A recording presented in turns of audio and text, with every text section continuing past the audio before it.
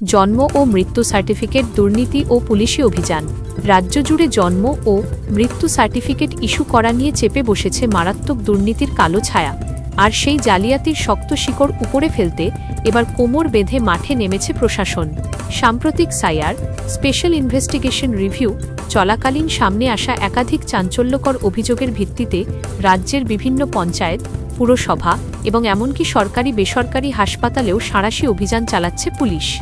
জালিয়াতি চক্রের নেপথ্যে কারা রয়েছে এবং কাদের হাত ধরে এই ভুয়া শংসাপত্রগুলি সর্বসাধারণের হাতে পৌঁছাচ্ছিল তা খতিয়ে দেখতে নথিপত্র বাজেয়াপ্ত করার পাশাপাশি নজিরবিহীন নজরদারি চালানো হচ্ছে।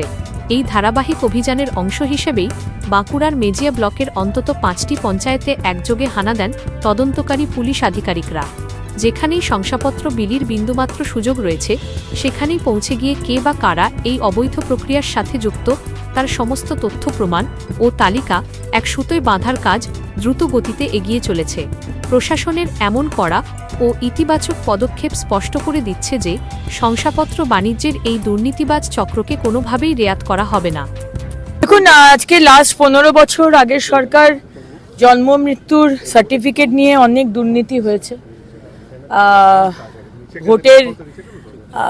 ভোটের জন্য, ভোট ব্যাংকের জন্য যারা অযোগ্য তাদেরকে সেই মতো সার্টিফিকেট দিয়ে দেওয়া হয়েছে এবং আমাদের বিশ্বাস বাইরের রোহিঙ্গা অনুপ্রবেশকারীদেরও বিভিন্ন বর্ডার ডিস্ট্রিক্টে করিয়ে দেওয়া হয়েছে। সুতরাং গতকালও ক্যাবিনেটের ডিসিশন হয়েছে যে নিয়মে বা যারা দিতে পারতো এতদিন জন্ম মৃত্যুর সার্টিফিকেট সেখান থেকে ওটাকে চেঞ্জ করা হবে।